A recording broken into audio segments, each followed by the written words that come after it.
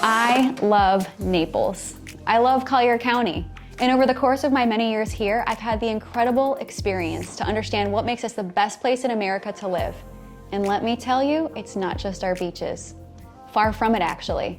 It's our people, and it's our partnerships. And none of it's happened by accident. I've seen it time and time again. The more people learn about what's happening in our community, the more they come to the realization, this is not happening where I come from. Collier is special. Collier is unique.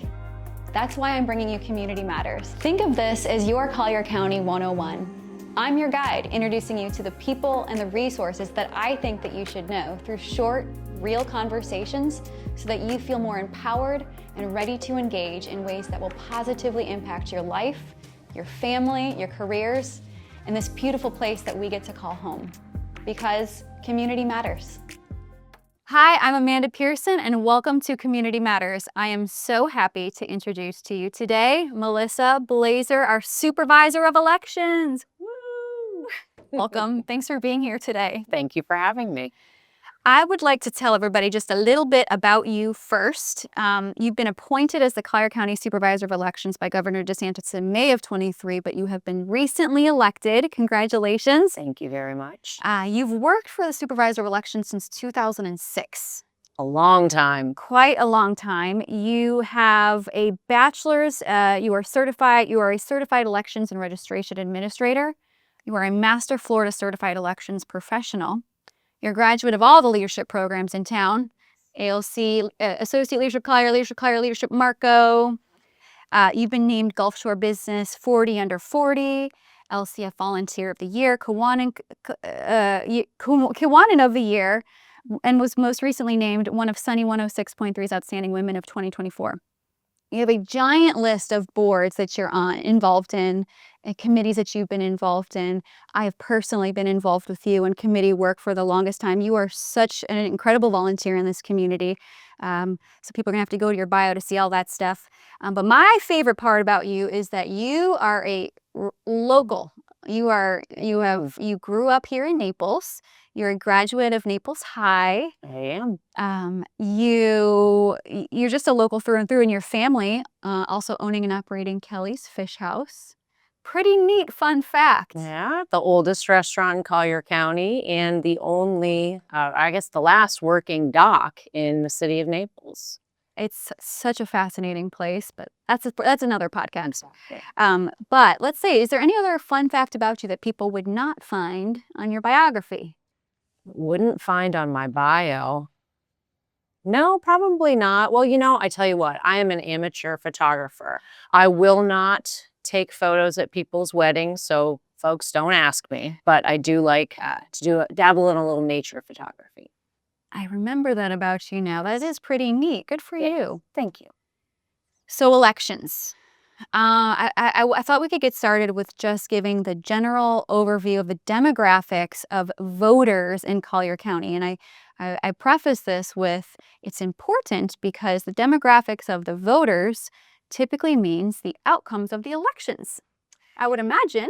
Yeah, so the largest portion of our registered voters, and we've got about 270,000 right now in Collier County, and we'll break it down into a couple of different categories, are Republicans. So about 54% of our registered voters are, as of today, registered Republicans. Vast majority are registered as women. So about 53%, almost 80% are white. And over 45% are over the age of 60. So that's your typical registered voter, is a Republican white woman over the age of 60. That being said, who do you think makes the decisions in our community? Mm-hmm. That same demographic. Mm-hmm. Got it. And it's been like that so I've been in the office for over 19 years, and that demographic has remained unchanged in those 19 years. Would you say that the demographic of voters represents the demographics completely of our community, or would you like to see more people register to vote so that the demographics can perhaps become a little more diversified? So census data tells us that we've got about 350,000 voting age population persons in Collier County. So you'd think we've got a 70,000 person gap. And a lot of those are younger people that could be registered voters in Collier County, that could be casting ballots in elections, that could be helping to make change and difference in our community. That is very important to recognize. So thank you for that information. So my question here is, w- there's a difference between your local elections turnout and your more general elections turnout, and I have always found it fascinating that many people do not come out to vote for many of the local elections that are happening. Meanwhile, I feel that it's our local elected officials that are making some of the largest impacts in our daily lives. Absolutely. And so can you share a little bit about why is that happening? How do we change it? What do you wish, if you could wave a magic wand, what do you wish we could change and that people would know about these more local elections and how critical they are? I wish people would vote in primary elections, and that's truly the most important. Now, obviously, voting for the president of the United States or for the governor of the state of Florida, that's very important. But that's where the vast majority of people are going to come out and vote in general elections. Whereas primary elections that are typically held in August in the state of Florida, same even numbered years, those elections truly determine who your local representatives are. Right. So for example, our school board members are determined in the primary elections, Yes. not in your general. Not in a general election. School board members, county commissioners can be determined in primary elections, constitutional officers Who are primary constitutional officers. So I am one of them, your sheriff, property appraiser, tax collector, and the clerk of the courts, all 5 of your constitutionals. And depending on which political parties those candidates are in will depend on whether somebody goes forward to the general election. But what typically happens in Collier County is that all of those races are decided in August. And what's the difference between the turnout of an August primary election versus your general? So August primary, typically between 25 and 35% turnout, which is terrible. Wow. And then a general election where we see anywhere from 65 to 90% turnout. So I hope, if nothing else, people understand that so many of our important elected officials have already been decided with only 25% of the vote. Yes. That's pretty crazy. It's terrifying. It's terrifying. So Melissa tells it like it is, which is why we love her. Okay, here's another little, some people think, yes, they think that they can vote for things that they're not able to vote for. So Collier has a county, it has municipalities. So for example, you might live in Naples but are unable to vote for the Naples mayor. And some people are confused by that. So can you share a little bit about why people are confused and how can we clarify this? So we have over 40 different district boundaries within Collier County. So one of the things that we're actually talking about in the office now, everybody's talking about Congressional District 19 because Byron Donalds is saying he's going to run for governor. Well, just because Byron Donalds is up, Congressional District 19 doesn't encompass all of Collier County. We have 3 different congressional districts in Collier County, a Senate district, another 3 state representative districts, 5 county commission districts, 5 school board districts, over 20 community development districts, 3 different fire districts, and the list goes on. So the address in which you reside is truly how your ballot is created. Those are your specific representatives. So it's so important, especially going into 2026, where in the office, we're really going to push vote local. So Collier votes local. We do it every gubernatorial year. But we're asking people, go to the website, go to colliervotes.gov, check your voter registration information, and it will show you all of your current office holders. I have over 50 people that represent just me at my address. So, and it's different for everyone in the county. So yes, just because you see on the news Congressional District 19, but we still have Congressional District 26. We still have Congressional District 18 and all of the other districts. So it's really important to be, yeah, it's important to be informed. So people can inform themselves by going on to the Supervisor of Elections office for Collier County and look at their information to understand Yes. all of that, because it is so important. So where can people go? This is one of my own personal things. It's so hard to find information. You can find a sample ballot of what you're going to vote for on the Supervisor of Elections office, SOE. So, but how about learning about the issues? What's a yes mean? What does a no mean? The candidates. Where do I learn about the candidates? It's really kind of challenging, and it does take a lot to inform yourself. I wish it didn't have to be so difficult. I don't have a solution. I don't know if you do either, but what would you recommend people do to best educate themselves locally here on issues and candidates, just to better inform themselves? So that's part of the voter responsibility, is that voters have to do their homework before they get to the ballot box. Unfortunately, part of my role is to administer the elections. So to make sure that your voting locations are ready and equipped with equipment, and make sure that the election workers are there and that I've given you ample opportunity to vote. But I cannot, because I run a nonpartisan office, tell you what a yes means or what a no means or what political party a candidate belongs to. So voters have to do their own homework.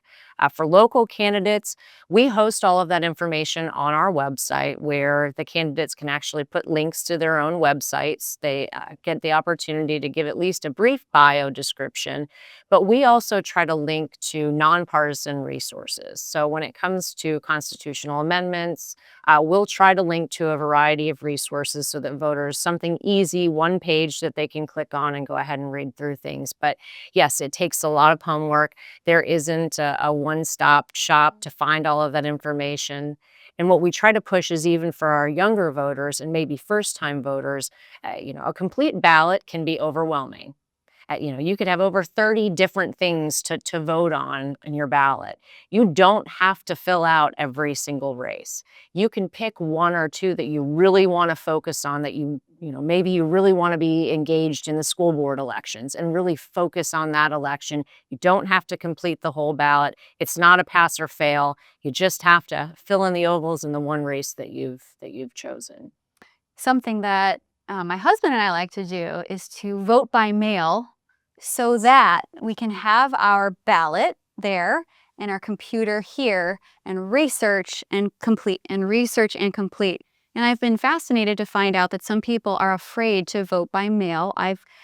So I just want to actually share my own experience and how great it was that as soon as my ballot is received, I get a notification that it's been received, which is great. The only thing I'm missing is a sticker, but I can go and get one from your office. You can always come and get a sticker from me. I need a sticker.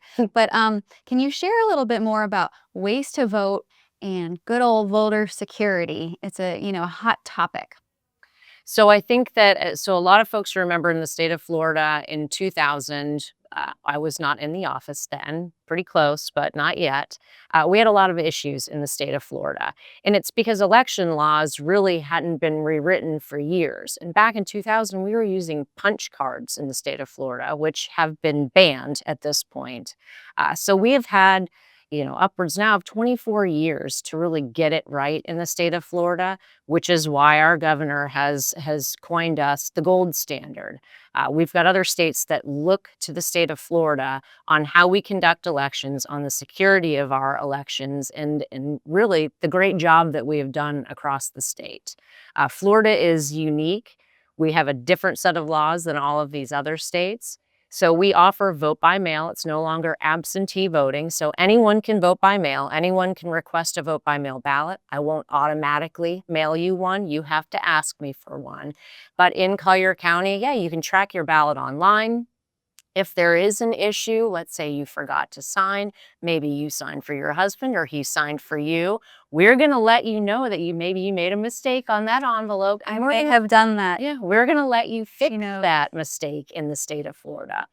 It's vote by mail is really, we call it an insurance policy.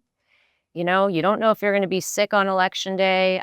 Situations change, things happen. So request that vote by mail ballot. Always have it as a backup plan. And then, of course, state of Florida, we offer in-person early voting, and then, of course, election day voting. So we have done a lot in the past 24 years to really shore up and secure our elections across the state, not just in Collier County. I think we do a great job.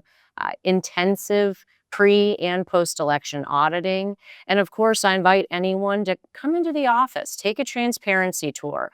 I'll take a group up to 20 people. I'll take one person on a tour, but come She and really will. yeah, come and see what we do and meet the staff. We're not, these ghostly figures that work in a dark government building.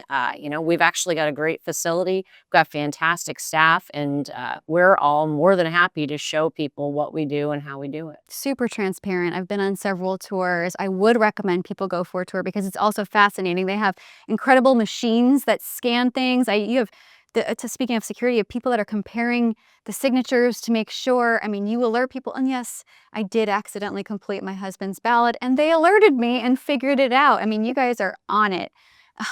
Calling myself out, but the tour is fascinating, and that's a great way for the engagement piece for people to learn more, ask questions, and it's so awesome that you guys provide that for the community. What a nice offer for even just one person or a group for up to 20. Absolutely. We strongly encourage it. So how about here? When people think that this is one of the most fascinating topics for me. When people think their vote doesn't matter, particularly in this community, we have had some wildly close elections. Yes, we have. Wildly close. Can you share a little bit, when people think their vote doesn't matter, particularly in this community, share some examples of why it does? So most recently in 2024, so we conduct the City of Naples election. We also conduct elections for the City of Marco Island and Everglades City. But specifically for the City of Naples election, on election night, the results for the mayor's race was within 12 votes. The results for the city council race were within 32 votes.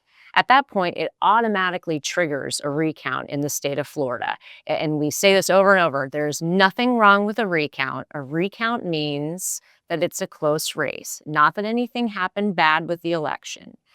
But it comes down to, at the end, because we're still casting or counting ballots after election night, because we have provisional ballots and we have these folks that are curing their vote by mail ballots that maybe they've made mistakes.